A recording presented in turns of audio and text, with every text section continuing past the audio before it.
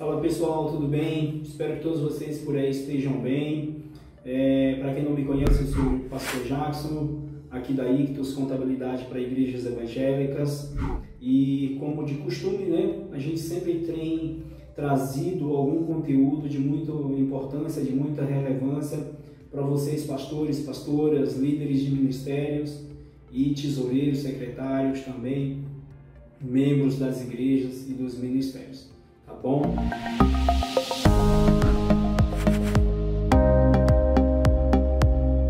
Qual o melhor modelo de governo eclesiástico para o seu ministério, para a sua igreja? Você, pastor, que está fundando o ministério, que está abrindo uma igreja agora e que precisa legalizar essa igreja, precisa estar com essa igreja devidamente registrada diante das leis aí municipais, estaduais e federais, tá certo? E o primeiro passo é definir qual o melhor governo eclesiástico para a sua igreja, para o seu ministério. E essa tem sido uma grande questão e, de repente, uma das preocupações dos pastores. Alguns deles que entram em contato com a gente, que já estão com uma igreja funcionando aí há alguns anos e precisando agora registrar a igreja, né? E começa a se pensar nisso. A partir do momento que você vai registrar, que você vai criar um estatuto para a igreja, né? Vamos dizer assim, um regimento dentro das leis, vem essa questão. Qual o melhor regime de governo eclesiástico para a sua igreja?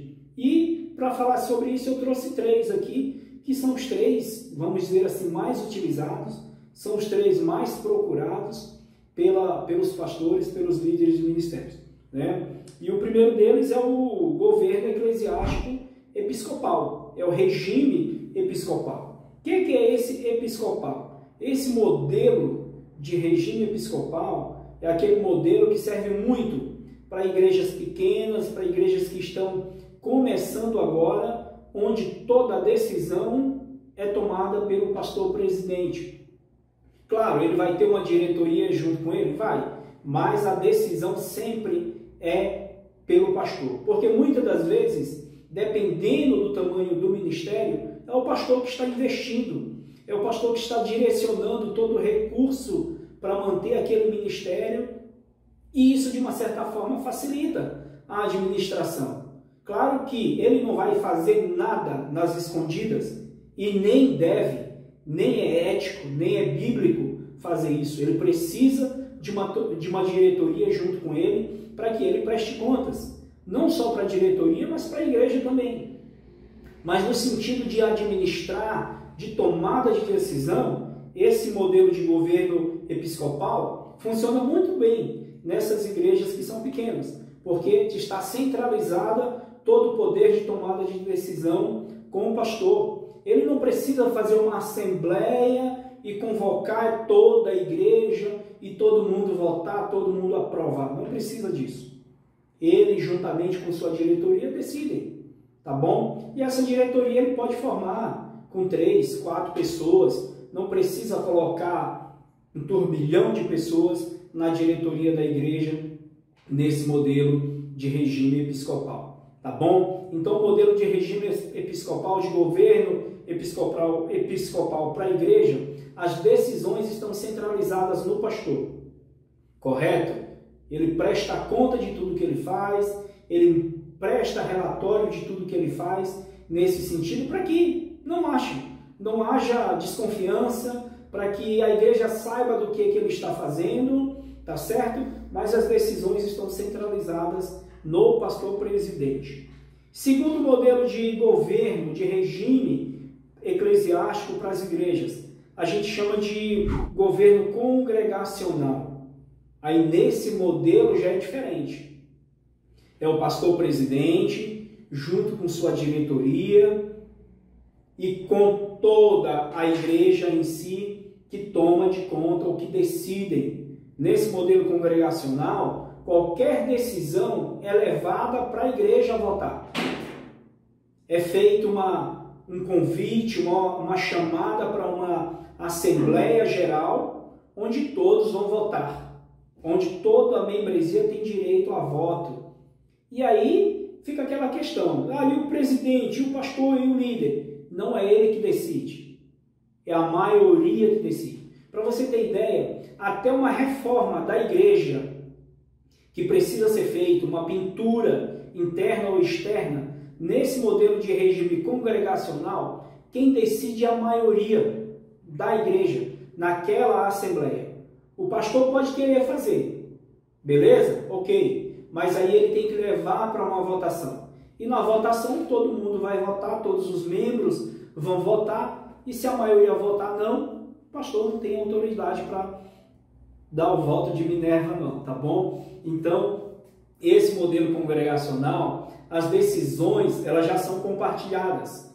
Ela não parte do ponto de vista em que o pastor tem toda a autonomia, em que a diretoria, junto com o pastor presidente, tem autonomia para decidir se vai ou não fazer, digamos assim, essa reforma, tá bom? Então, esse é o segundo modelo de regime eclesiástico.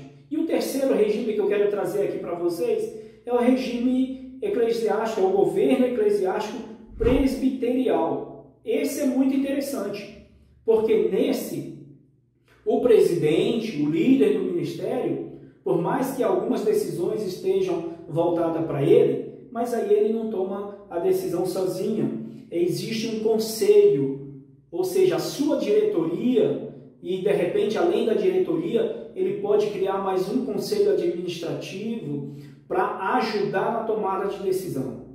Perfeito? Percebe? Não está totalmente direcionada a ele, não está totalmente liberada para que toda a igreja aprove alguma coisa, mas está centralizada na, vamos dizer assim, especificamente na diretoria da igreja, no conselho da igreja. E aí já é um regime compartilhado nesse sentido. O pastor divide essa responsabilidade com o conselho que ele tem, o conselho de presbitério que ele tem, para você ter ideia, ou o conselho administrativo que ele tem, tá bom?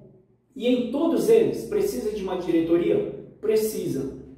Pastor presidente, vice-presidente, tesoureiro, vice-tesoureiro, secretário, vice-secretário, aí a gente já falou de 6 pessoas. Pode ser menos? Pode sim, pastor. Às vezes, dependendo da cidade, do município, pode ser até 2 pessoas só na diretoria, correto? Dependendo do estado, do município, 4 pessoas, 3 pessoas. Isso muda conforme o estado, conforme a cidade onde você se encontra, tá bom? A diretoria da igreja hoje ela pode ser composta com poucas pessoas, tá bom?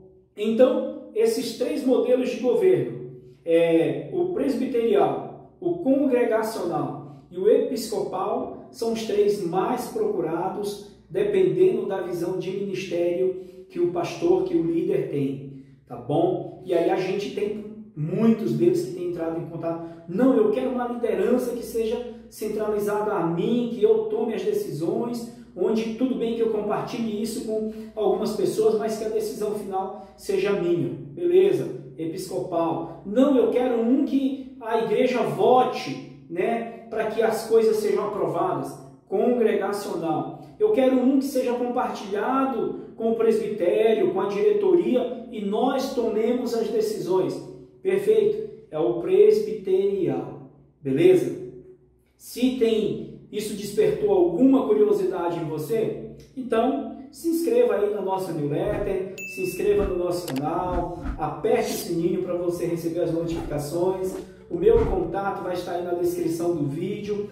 Pode entrar em contato comigo para a gente conversar melhor sobre isso. Claro que o tempo aqui não dá para a gente, né, debater e conversar muito sobre isso, mas eu estou à disposição, a Ictus está à disposição para lhe atender e para conversar com você, pastor, líder de ministério, que está começando essa obra agora, tá bom? Um grande abraço, até a próxima oportunidade, fiquem com Deus.